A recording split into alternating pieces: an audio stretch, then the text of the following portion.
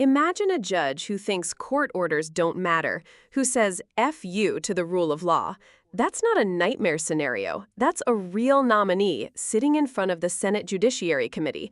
And Senator Sheldon Whitehouse just tore the mask off. Having told a room full of Department of Justice lawyers that if the federal courts didn't back off on restricting unlawful deportations, they would have to tell courts, F you. I hope we can agree that telling courts F you is not an attribute we want in someone seeking to be a judge. We know that he said it because it is so abundantly corroborated in real-time communications among the lawyers present. They talk in texts about the FU comment contemporaneously in that very matter. Prosecutors don't get better corroboration than that. We'd also be on solid ground concluding that he lied about it to us in committee. He said he didn't recall. Really? Didn't recall saying something like that in a Department of Justice meeting surrounded by career lawyers? It's not remotely credible. Lying to our committee also is not a great attribute of a candidate to be a judge. Somehow, he seemed to know that he would get away with it. He also played a bit of verbal dodgem, saying he never instructed anyone to disobey a court order. Correct, but that was not the allegation. He told them to be ready to disobey court orders, to tell courts, F you. Obviously, if you change the statement, you can mislead the committee, but we should demand better than that.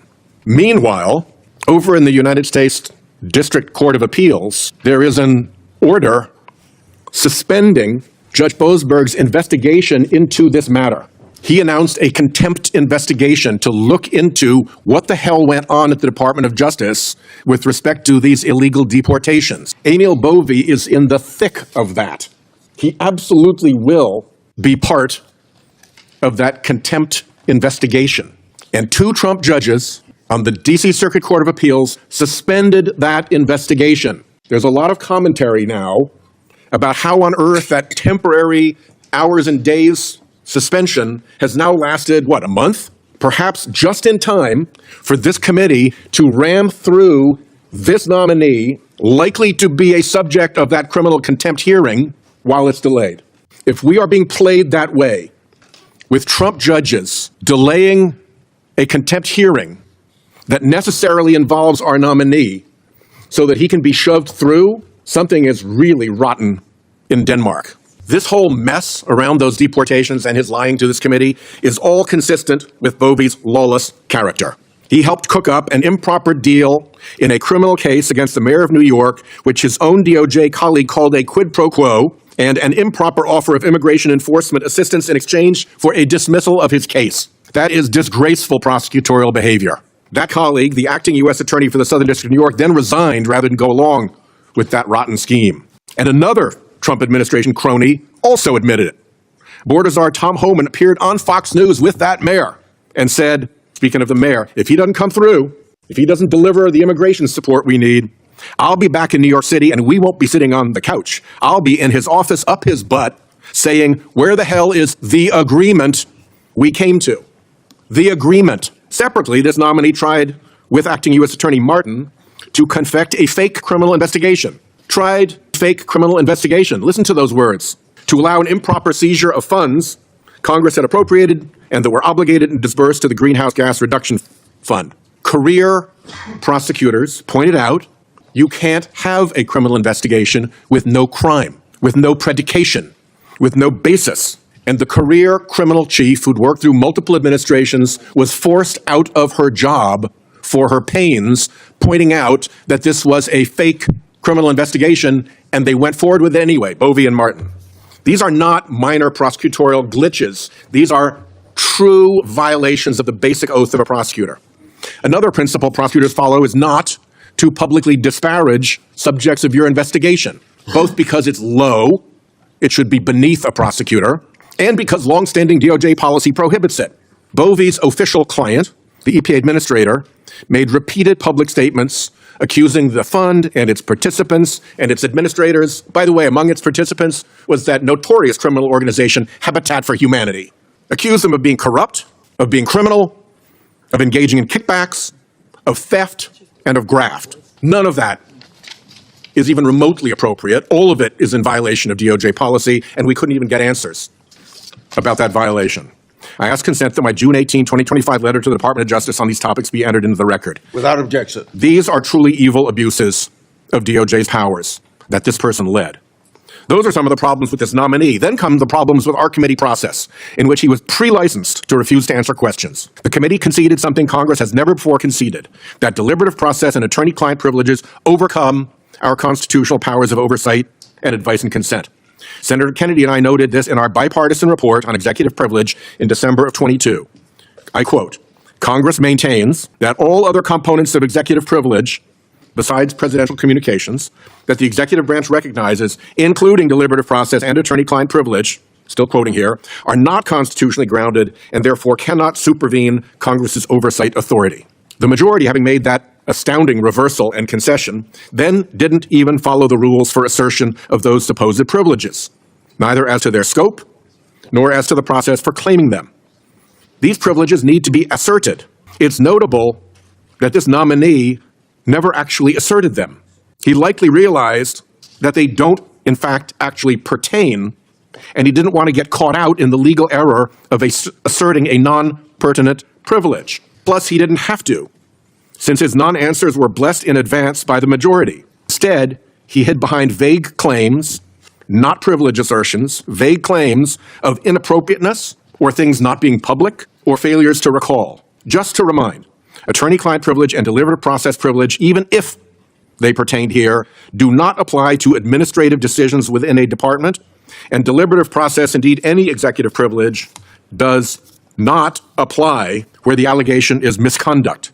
Again, from my report with Senator Kennedy, quoting the D.C. Circuit Court of Appeals, the privilege disappears altogether when there is any reason to believe government misconduct occurred.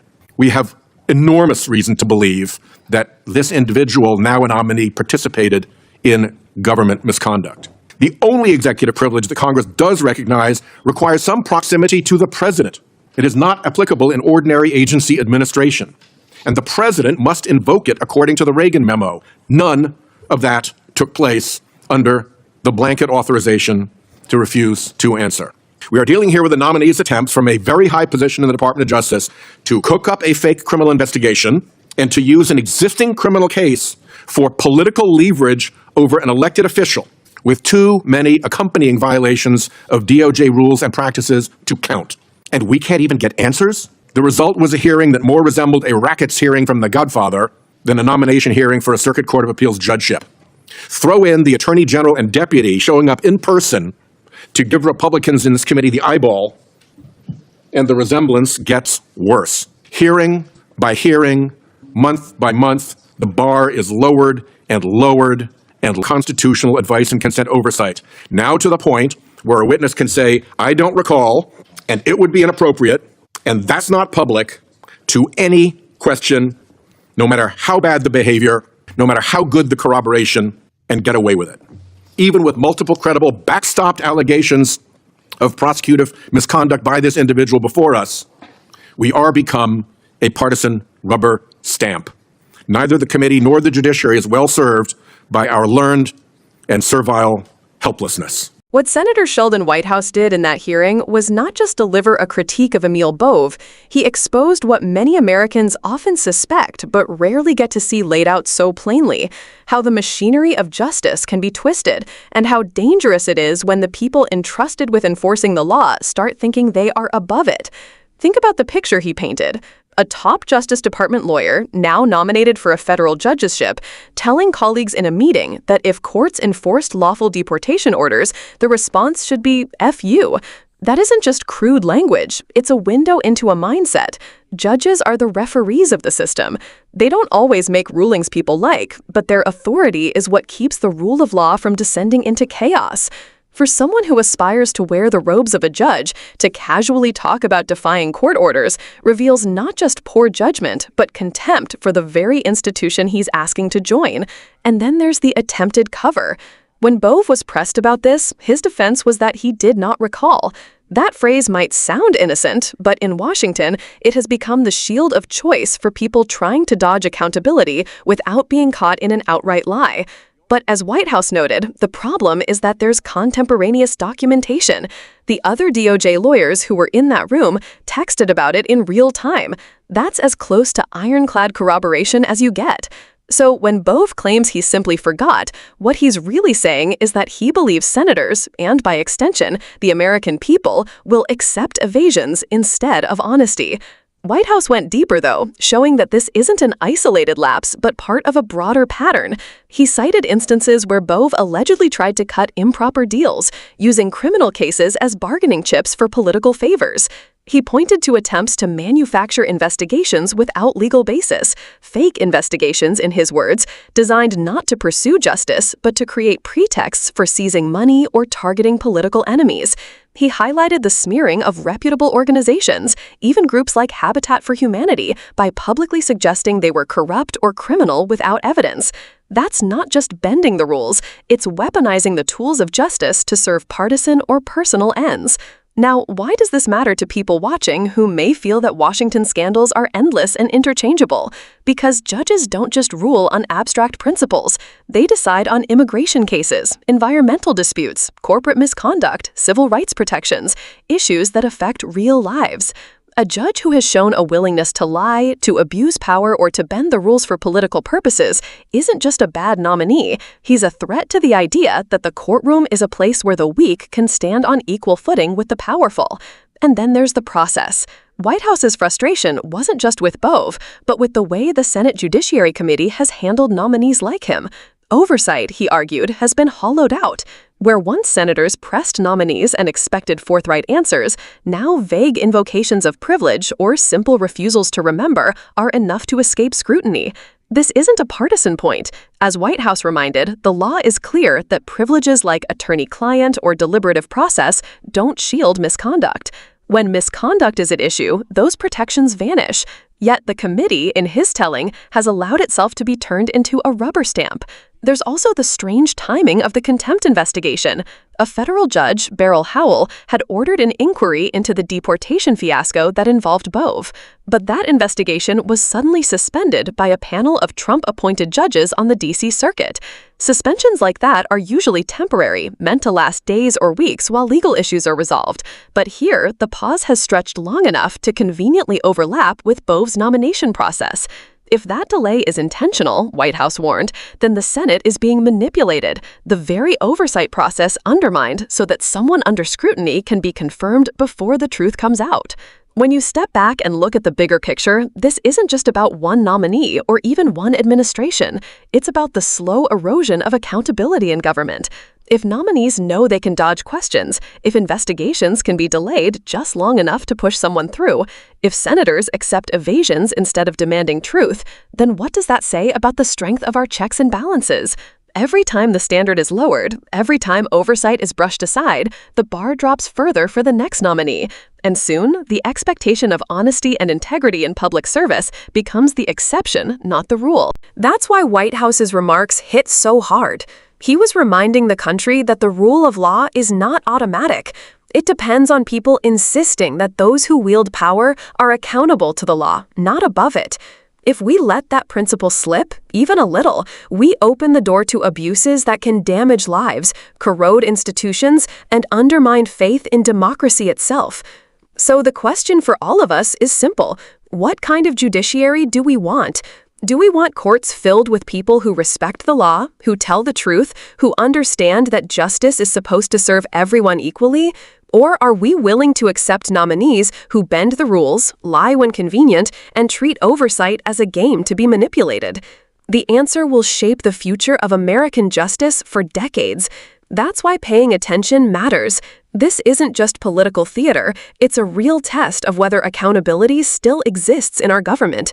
And if you care about the independence of the courts, if you care about the idea that justice should be blunt and not partisan, then moments like this are where your voice matters. Speak up, stay engaged, and hold leaders accountable, because the integrity of the system depends on citizens refusing to look away.